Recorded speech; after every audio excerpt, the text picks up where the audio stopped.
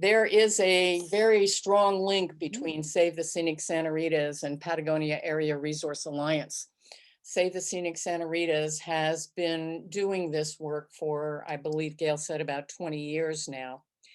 And one of the things we have in common is that the mastermind behind what we now call the Rosemont Project is the same individual who masterminded filing claims here in the Patagonia Mountains. Under the 1872 mining law, what has developed over the course of time is that there are junior mining companies, typically Canadian mining companies, who will develop a project but never actually move into mine production itself. Their goal is to sell it off to a senior mining company who will proceed with that mining. And that is what happened for the Hudbay project in the Santa Rita Mountains, and currently here in the Patagonia Mountains until midsummer a year ago, we also had Junior Canadian Mining Company in here developing the project, the same person who originally developed the Hudbay project, and have now sold that off to South 32, an Australian mining company. Under the 1872 mining law, if you had claims and you worked them for a while and you kind of liked that a whole lot, you could go to the federal government and say, I want to own this land. And under the 1872 mining law, the federal government would sell you that land for about $5 an acre. That clause of the 1872 mining law is still on the books, but it is on hold at the moment. They could reactivate it, but it is on hold at the moment. So the Rosemont project has been able to do what they have done because they've operated on the private patented land, which escapes many environmental regulations. The challenge for the Hudbay project was they wanted to then dump all their stuff, the tailings, onto public lands. And that is what that, for me, that's what I say is the recap of that lawsuit is, no, you can't just dump all your stuff onto the public lands. It's the same situation for us here in the Patagonia Mountains, in that there is about 450 acres of private patented land that they are currently operating off of. And you'll see some pictures of that shortly of how tight that is for them. But they are also faced on moving out onto public lands. And that is where we are able to make objections. The map that you are looking at is the Santa Cruz watershed outlined in red. This is why both of these projects matter to all of us in Santa Cruz County, in Pima County, and beyond. This watershed serves more than 1 million people and an untold number of wildlife. Here in the Patagonia Mountains, there are documented over 100 federally threatened, endangered, and sensitive species. We are a unique, biologically diverse ecosystem. So you can see, I hope, where the Patagonia Mountains are, and that green area that represents the location of the proposed mine by South 32, and also where the Rosemont Copper Project is, just over the border there in Pima County, but is obviously also going to, both of these together are going to have a huge impact on the water in this county, pardon me, in this watershed. Gail mentioned the volume that Rosemont proposed to withdraw. Right now, we are not sure what mine production South 32 has planned. We only have the information from the prior owner of this project, and that project was talking about almost 1 million gallons of water per day. But they are talking about, well, don't use those old numbers because we haven't released our plan yet. The plan that they have released is to move forward with their exploration. They need to do massive dewatering because the materials are down so deep in the earth right now. And every time they start drilling, it fills up with water. So they want to draw down pardon me, they don't want to draw down. We don't know how much they want to draw down. We know they want to draw down and dump 1.6 billion, with a B, 1.6 billion gallons of water a year for 4 years in order to be able to reach the minerals of interest to them.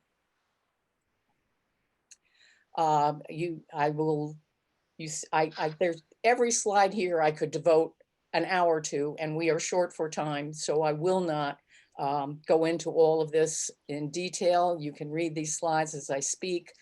I will share a PDF of the slides for anyone who wants to see them with Connie so she can share them, and this is being recorded for further looks.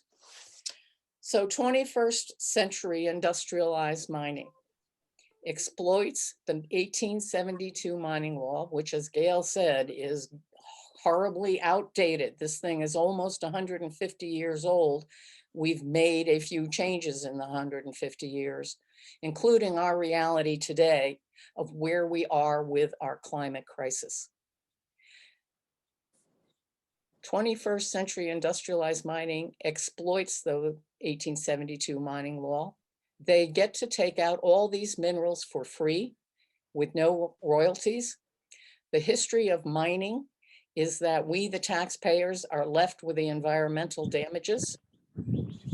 And I want to share a contrast that I think brings home the difference of mining then and proposed mining now. The Patagonia Mountains do have a 100-year history of mining from about 1860 to the early 1960s. During that entire 100 years of mining production, a total of 250,000 tons of ore was removed from the mine. 100 years, 250,000 tons. The former owner of the Hermosa project proposal was to remove that 100-year total every 25 days. Wow. This isn't your grandfather's mining anymore. This is dramatically different. And as I said, there's a lot I could say on every slide. And believe me, the 1872 mining law I could devote a day to. So, but we won't. This is a map of the Patagonia Mountains and the claims in these mountains. And I will do my best to explain them because I thought I might be able to use my little thing to show you, but I won't. The gray areas that you see are claims by still a junior Canadian mining company by the name of Barksdale. And they have filed all those claims on forest public lands, and we have resisted several of their requests to move forward with exploratory drilling, but they have not successfully been able to do that. There is an open request for them to do drilling on the San Antonio project, which you see on the lower right there. And we're waiting for the Forest Service's decision on that. The large area in the middle that you see, I want to point out the yellow and then the green. The green is Forest Service public land. All of that is claimed by South 32 now. They own those claims. The yellow portion is patented land. So that's private land that used to be public land. And because it's private land, they are allowed to operate with very little environmental regulations. They do have to get some permits to do this drawdown that I mentioned and dropping water in.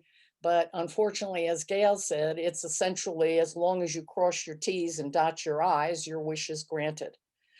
We are in the process right now of challenging the permit applications that South 32 has filed. And that is based on them not providing sufficient information to the state about the huge ramifications of this level of water drawdown in a very fragile environment during a time of mega drought. So we'll see that those yellow sections, I'll point those out again, but those are South 32's private patented lands. The green area again is all of their unpatented land claims that they have filed. Those claims between those two companies total about 39,000 acres immediately outside the town of Patagonia. In addition, Rio Tinto has been filing claims throughout the Santa Ritas and the Patagonias, but we have heard no intentions from them of what they want to do yet. The Hudbay project would impact this watershed for multiple reasons. And as Gail said, there were going to be huge impacts to the Cienega. And in order to mitigate, which has become one of my least favorite things about all of this mining activity, is mitigation essentially means, okay, I'm going to destroy your firstborn child, but it's okay because I'll go make another one for you. And that doesn't work for me, but that's the reality that we deal with. Hudbay, in destroying Cienega Creek, filed a plan with the Forest Service to do nice things, they thought, within the Sonoita Creek watershed. But two of our major organizations filed remarks on that and saying, you know, this isn't a good plan and no, it isn't going to help us. But we're hoping that the lawsuit that Save the Scenic Santa Rita has filed will be successful, and that will shut down the Hudbay project and will be a huge precedent for this project, because again, you can see they are operating right now on private patented land, and they want to move out onto the unpatented land, and we don't want them to do that. So you saw the map. Here's a picture of what it looks like on the ground. This is that one of those yellow areas. This is about 300 acres and private patented land. It was formerly owned and operated by the Asarco company. And as is typical with the former mining companies, they walked away and left significant on the ground environmental damage, which is one of the reasons Alum Gulch has such contaminated waters. It was a good thing that they came in and they remediated this work. The South 32 owns this private patented land now because the mine company went to the state and said, oh, gee whiz, you and the taxpayers have been left with this environmental nightmare. Why don't you sell it to us and we'll fix it? So the deal, the original deal with the state was the mining company was going to own the former Asarco property. They proposed to put in a passive water treatment plant that would have cost them approximately $3 million. PARA hired an expert, filed paperwork with the state, and lo and behold, it became a requirement for an active water treatment plant that ended up costing the company $25 million. Every time we move them from passive to active, it's better for the environment. Every time we move them from 3 million to 25 million, they bear the cost of fixing things rather than the taxpayers. We believe that the people and the planet matter more than profit for corporations, and that the first tenet of responsible mining should be a recognition that there are some places that should not be mined, knowing the threats to the planetary ecosystem. The Patagonia Mountains are part of the Madrean Pine Oak Woodlands, a global biodiversity hotspot, as are the Santa Ritas. All of the Sky Island corridors are very important to protect. There are 6 different biological provinces that overlap in this region. The Patagonia Mountains are a range and gateway for the jaguars and ocelots. And as I said, over 100 federally threatened endangered species within our area. We are the pollinator capital of the United States with over 600 species of bees, 300 types of butterflies and moths, 14 hummingbird species, and 2 nectar feeding bats. We have more unique creatures per quarter quad under the USGS system than many other places, or if not all other places in the United States. We are so special that scientists recognize that this region is one of the top 5 regions in the world most in need of protection for species survival. And species survival includes the human beings. On the upper left, you see that yellow patented land again. On the right, you see a Google Earth picture of the mine company's work. This is how they so want to avoid environmental regulations. They have very, very carefully stayed within their boundaries. But now that South 32 is planning to move into mine production, they have to fill their infrastructure needs, water, roads, and electric power. And those are the things that PARA will be working on for 2021 to hold the mining companies and the state agencies to the highest level of regulations with respect to water and roads and electric power. Economic benefits was mentioned earlier in one of the questions, and while we don't have specific numbers yet, because again, South 32 has not released what is their mine production plan, but we can tell you about 2 years ago, the former owner had contracted with ASU to do an economic study. It was nothing but a one-sided fairy tale. None of the downsides of doing mining were included, and there was no evaluation of what might happen to a very healthy and thriving nature-based economy that is here in the Patagonia Mountains. And we do have ongoing exploratory drilling by the senior South 32, but it is on their private patented land. There's not much we can do. But we do have another junior Canadian mining company in here, Barksdale Resources, who owned those 3 big gray areas.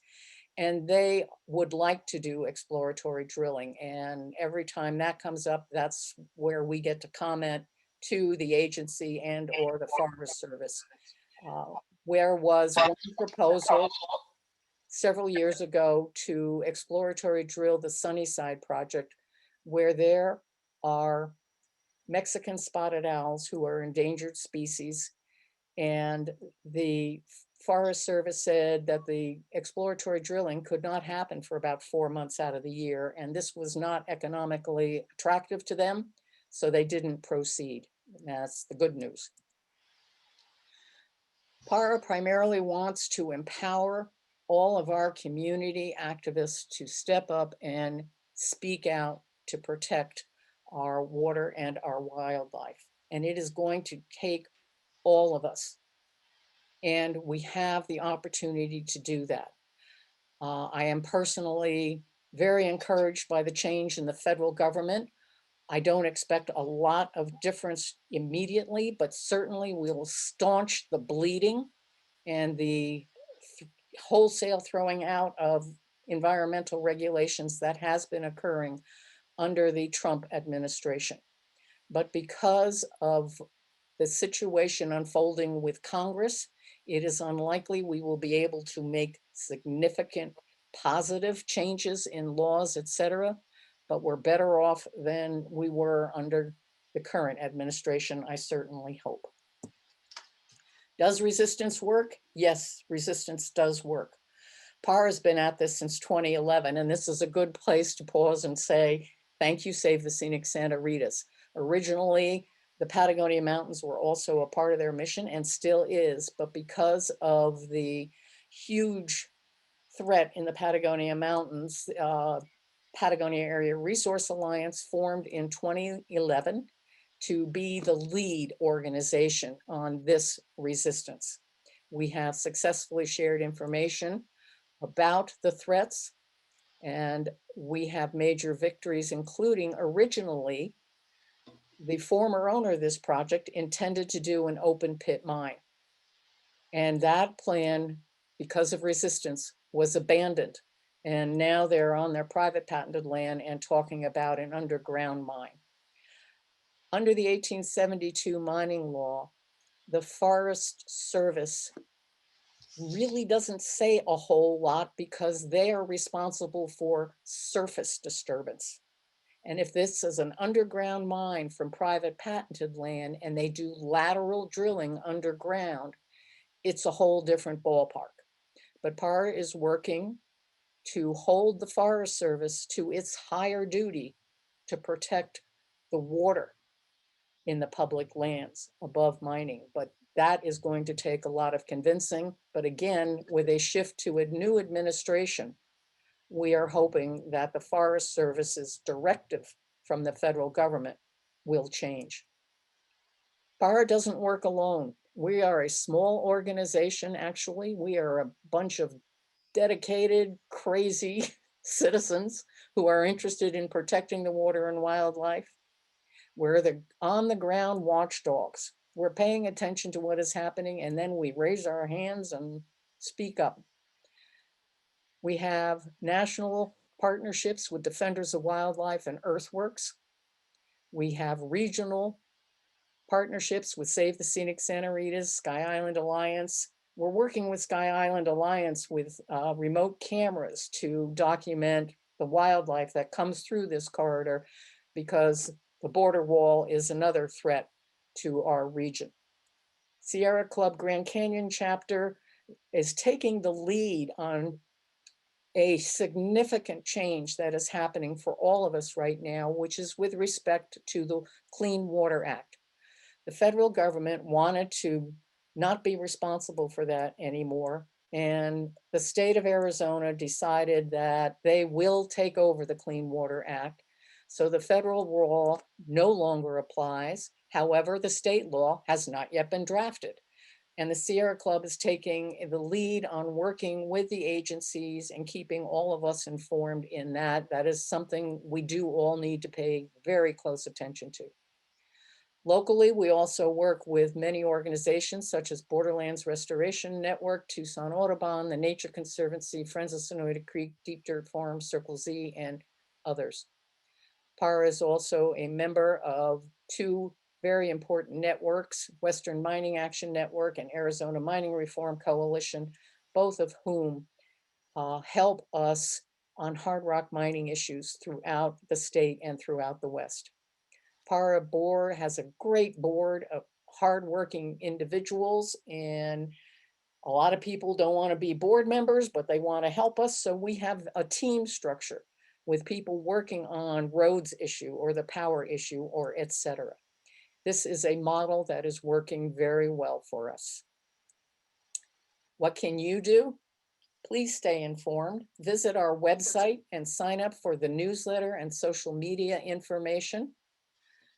Any action steps that we ask going forward, we put out in our newsletter, and that's the major reason for asking you to please be involved.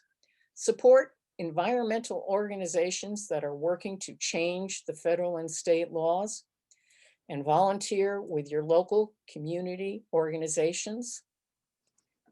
And let our voices be heard. Letters to the editor, communicating with legislators, responding to call for comments, and voting.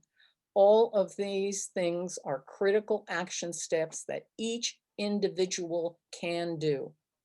And our organization, PARA, as well as Save the Scenic Santa Ritas, we both have great newsletters. We will reach out to you and let you know this is critical at this point in time. Please do this, that, or the other thing.